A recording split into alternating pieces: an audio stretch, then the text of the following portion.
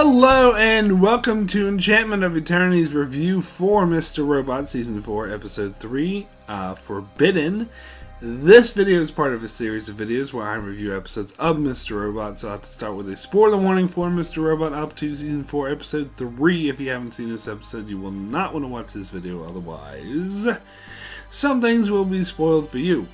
So, I really enjoyed this episode. I thought it was a really interesting character piece that I quite liked. I have a very strong feeling that everyone and their mother is going to disagree with me on this one. But I actually like this episode better than last week's because I didn't care very much for last week's episode as I covered in that review, and from the responses I get the strong impression I was in the vast minority that everyone loved that episode, but I'm sorry. Try as I might, I just couldn't get into it. And I have a feeling everyone's going to be like, feeling the way I did about last week's episode, about this week's episode, saying, oh, it's not as good as last week's, so it's not as interesting, but I don't know. That's just a feeling. I haven't seen any reviews or anything. I have a feeling everyone's going to feel the exact opposite as I did, but I actually really enjoyed this week's episode with one major exception. Anyone familiar with my channel probably will be able to guess what that exception is that I did not care for, which I will get to in due time. Anyway, let me jump into this episode first.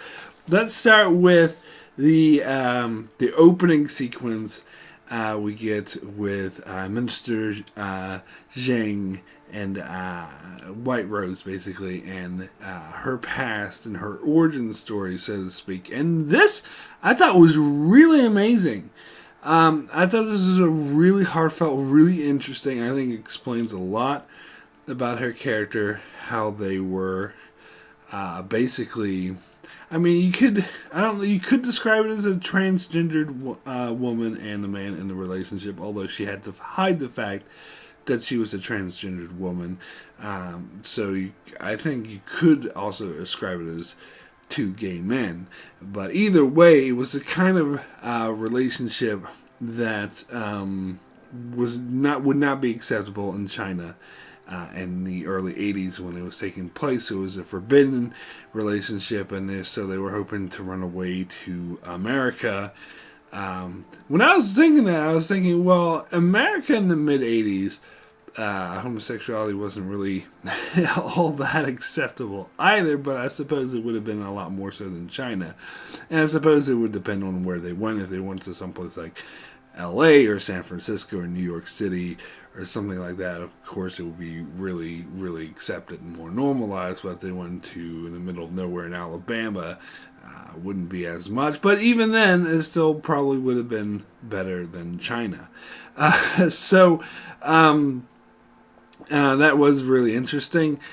But, it was really tragic, too. I was surprised how much in that short amount of time, that brief flashback. And it was interesting that they had the interlude to the present that showed that Whiterose was actually thinking about this. You could kind of tell from the reaction once the flashback was over that it wasn't just us, the audience, looking at these past events, that it was Whiterose who was remembering these events. And, it does almost feel like an origin story, of course, because when her lover killed himself, the blood splattered all over a bunch of white roses. So it seems like that's where she derived the name from. And I think the name was kind of, I don't know, I think it was almost like an FU to anyone who stood in her way, or maybe a way to sort of honor her lover. Now, it was just, I was surprised like how much in that short amount of time I really felt for these characters, and I felt the romance was developed so well. Like, at first I was just like, oh yeah, it's two people making out. But as the scene progressed, it was like, wait, you could feel how much they loved each other, and you could feel the tragedy behind it. The guy being forced to marry a woman because that's what his father, rich father, would want him to do, and that's not what he wanted to do. He wanted to marry to America, and when that didn't happen, Whiterose is like, you have to be patient. Yeah, I knew that. It was played by a different actor. It wasn't B.D. Wong, which I think was a good call because they were much younger. But I had actually assumed it was the other guy who was Whiterose at first. I knew one of them was. And because the other guy, if I remember correctly, he was the one that had the timing and had to keep it all, and was very strict. Oh, I have to go to this schedule. I have to go to this schedule. Let's keep the schedule. Time. But it wasn't him. It was actually the other one. So I guess they're implying that that's where Rose got her obsession with time from, and being punctual and on schedule and everything. Now, I'm going to sort of fill in my own blanks here. Because we still don't know what the secret project is, and it's hinted that yet again in this episode, but of course it's been implied that it involves time travel, and Whiterose believes that she can undo events that happened in the past. So from seeing this, I get the impression that she wants to undo her lover's death, and maybe that is her driving motivation for everything. But I love how when she was thinking about this event and how her lover killed himself, that actually caused her to become sort of more angry and change her mind about what to do about Price and Elliot, when the assistant and the Grant substitute, I don't even know what her name is. Like, why even? They created characters exactly like Grant and serves the exact same purpose, except it's a woman now, but whatever. The Grant substitute was saying that could tell that something Elliot and Price were up to something together. I don't know, I think that kind of deflates the tension a little bit, that they figure it out so easily. It's just like the assistant's like, oh yeah, well, Price called for this meeting really shortly after the whole thing with that banker killing himself, and it was obviously Elliot who was corrupting that banker, so obviously Elliot and Price were up together. It's not that I don't completely buy it. I think I do to an extent buy it, but I think would have been more interesting storytelling if it wasn't so fucking easy for them to figure out that Elliot and Price were up to something. So, yeah, I mean, but otherwise, that was interesting how Whiterose, after thinking about these tragic events of her past, were she was like, nah, screw them. Actually, change that. We're not gonna placate. We're actually gonna give Price what he wants earlier, in 2 days, or tomorrow, I think she said. And she was like, oh, what, tomorrow is Christmas? And she was like, no, well, fuck that.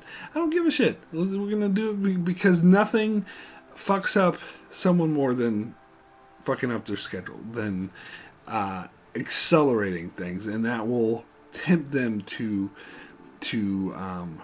act in a very hurried way when they're not prepared, and they're gonna fuck up and expose themselves. And that was cool. I think that was actually good read, and so I guess it ties to the whole thing about scheduling and punctuality and stuff that was sort of hinted at in that. So I love this whole sequence. I just thought it was really good.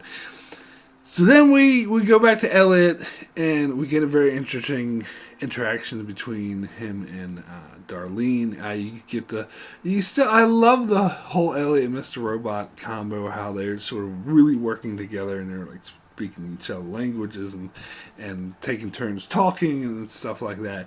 And it's interesting the fight that they had with Darlene, because Darlene sort of forced her way into this project, and Elliot didn't really want her, and he was like, okay, you can stay here at the headquarters. They're using the Allsafe headquarters. You stay here and work in this Y, because they figured out that they have some, someone who works at the bank they want to infiltrate, who has ties to, I don't fully understand, but I understand enough. But anyway, so they want to infiltrate her, but they find that they can't do it digitally. They have to physically go to her computer and do it. So it has to be a mission to go and actually do it. And Darlene wants to do it, and she has that same attitude she had in the previous episode when she forced her way into this to the project, where she was like, "Nah, screw you, I'm doing it, and nothing you can do about it." But this time, Elliot wasn't having it. Like last time, eventually Elliot relented, but this time he wouldn't.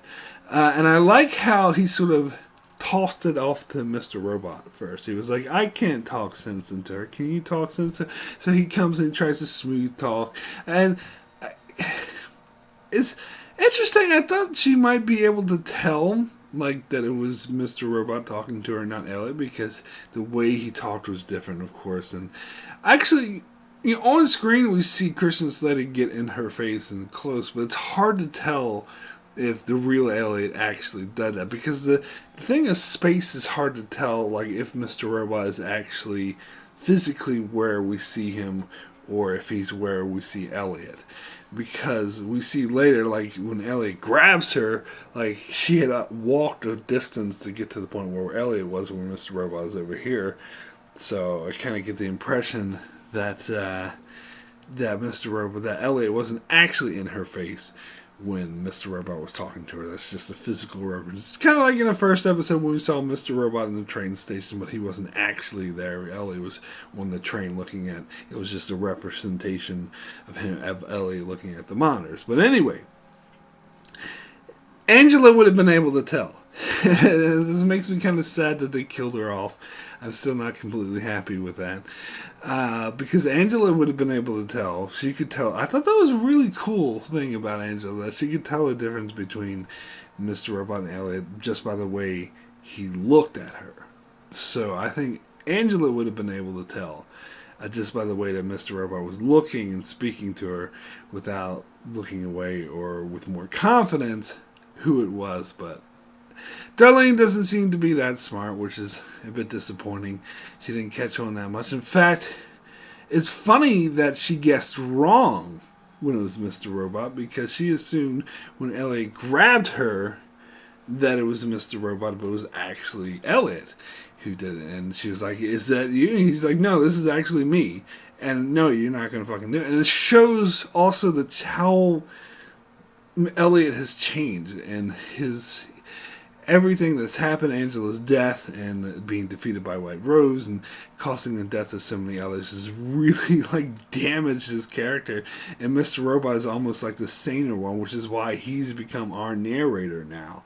And that's a really interesting change in dynamic. It's one that I fully buy, and I think they did a great job developing this. So to see Elliot actually grab her, and as I said, like before he relented to her, but this time he was like so definitely against it that he was like threatening her, saying that, physically grabbing her to stop her and saying that you're not going to do it. And even though he's being a total asshole here, he's coming from a nice place because he is worried about her safety, which is why he's doing it. So I thought that was really cool, really interesting. The scene where he approaches Krista on the street, I thought it was a bit disappointing to me that Elliot was that Krista wasn't talking to Elliot anymore. I thought it would be more interesting if she continued seeing him and they had the therapy sessions. It would be really interesting. But I can understand this does make sense for Krista's character, because she was never on board with the whole him being an infamous hacker who calls to 5/9 hacks and who was involved in terrorist organizations. And we saw in the previous season that she wanted to go to police, but her lawyer advised her not to. So it kind of does make sense that she would want nothing to do with him. It was so sad too, where Elliot was just like, "Oh, I'm doing better now," and she's like, "Stay away from me, and if you come anywhere near me again, I'll call the police." And he's like, I don't want therapy anymore. I just wanted to let you know. I wanted to let you know I'm doing better and say thank you. I thought that was really sad, but you can kind of see her perspective in that. So then we get Elliot. I really love the stuff with Elliot going to his mark or whatever, and he goes to the house. He didn't find what he was looking for, so he wants to find out that she's on some internet date, and so he goes there and finds that she's been stood up and she's waiting for him. And I love how I love this scene so much. I think this scene was so amazing because Elliot goes over there, and he's going to do his whole blackmail, manipulate routine that we've seen him do several times before, and he's like, "You're going to want to sit down." And I love how Mr. Robot just steps in front of him and takes over. So it's signifying that Mr. Robot is sort of taking control, but Elliot is still aware of what's happening, like he hasn't been pushed to the back. But you do get the impression that he wasn't willingly letting Mr. Robot taking over, that Mr. Robot forced himself to take over. And I love how he was flirting with her and doing a good job, and like Elliot was very much against that idea at first. He said, "Oh, we don't have time," because he's being all grumpy.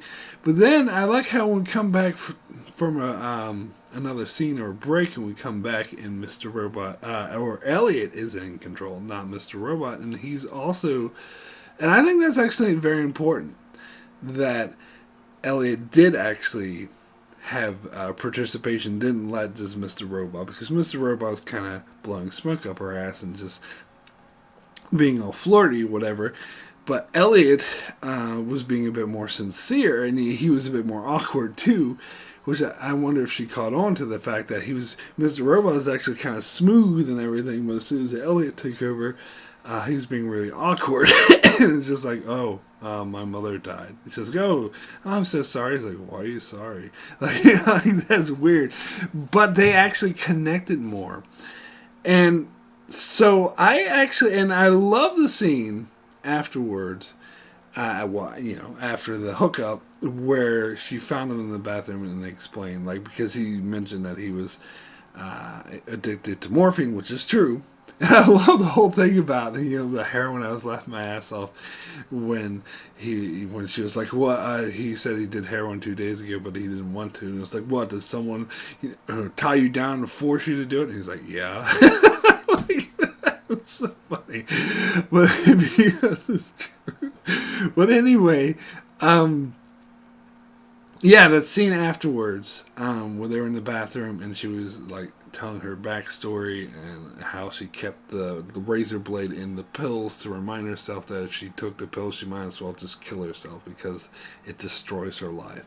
And how much he related to that, and says, "I understand what it's like, not wanting to, not thinking everything is your fault." And he talked about the time he almost committed suicide, but then he promised the boy he would take him to see The Martian.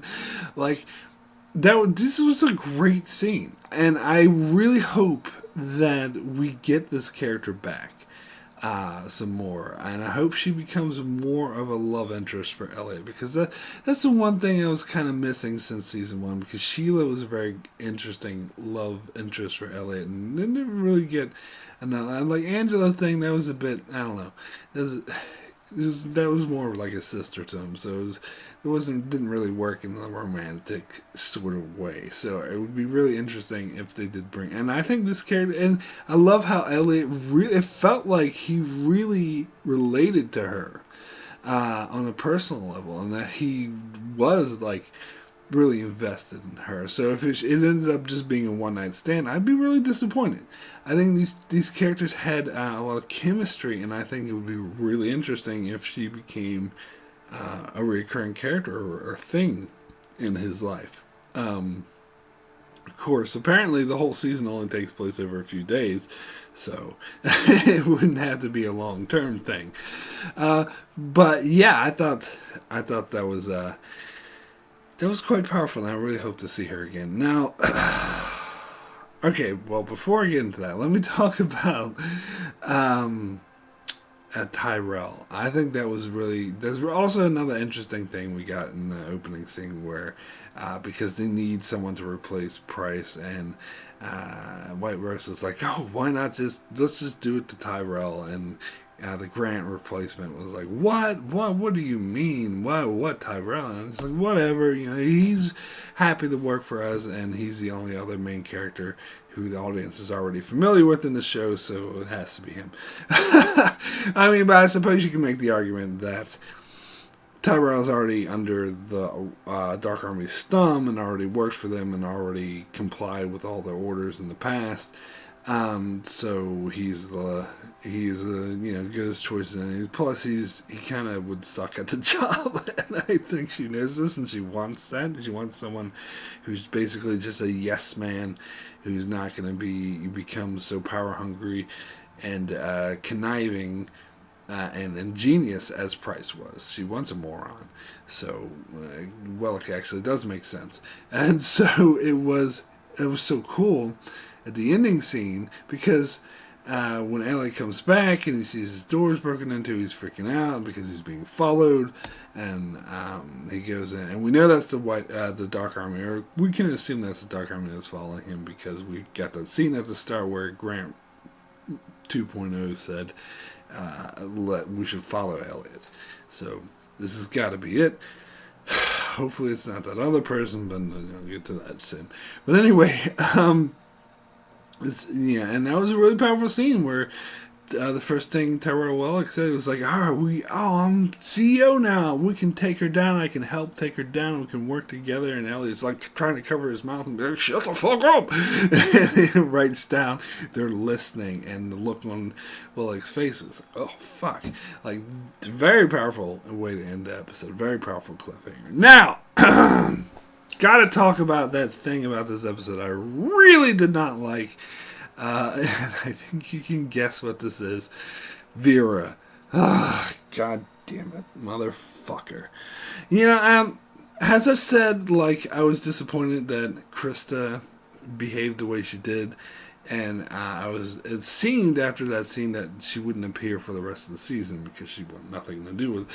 But I almost would prefer she didn't appear in the rest of the season, even though I do really want to see more of her, than Vera being the one who brings her back into it.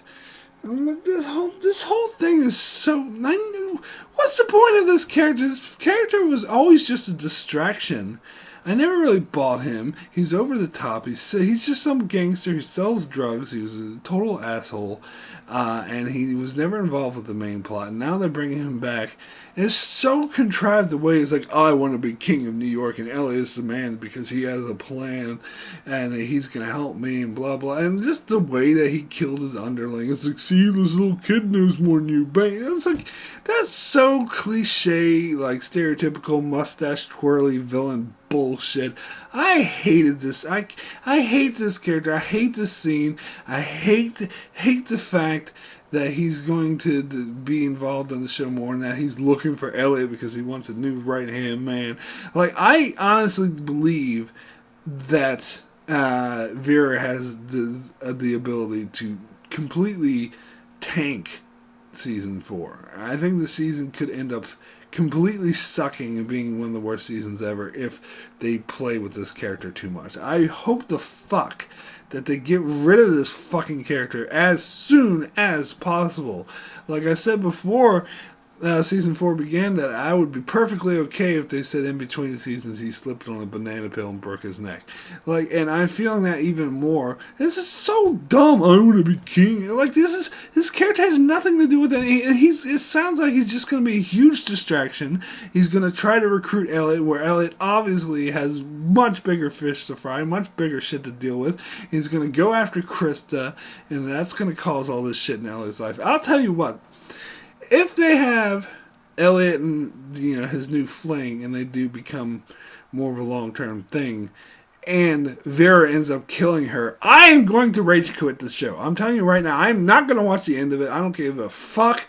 If they do a repeat of the Sheila storyline, which was horrible to begin with, then I'm just going to be like, fuck this show and quit out of spite, because that would be the most enraging. I hope he slips in the banana peel and dies before the next episode. God fucking damn it. Sorry. Nothing good can come out of this character in this storyline. Nothing. It's just going to make the season worse. Anyway. I hate this character so much. My rating for Forbidden out of 10. I think I'm going to give this a 7. I'm tempted to give it an 8, but I can't because of Vera. He brings this episode down. I might even give it a 9 if it wasn't for Vera. But I'm going to give this a 7.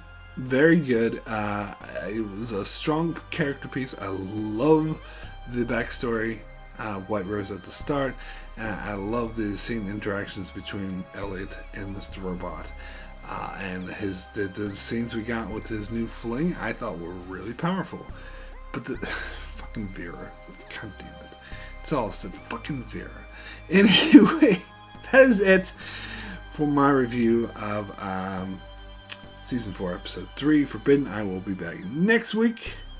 Another review of Mr. Robot, so be sure to check out my channel for that. Also, check out my channel as I cover many other shows like Star Trek The Expanse, Lost, and more. So be sure to subscribe so you can keep up with all of that. Thanks a lot for watching.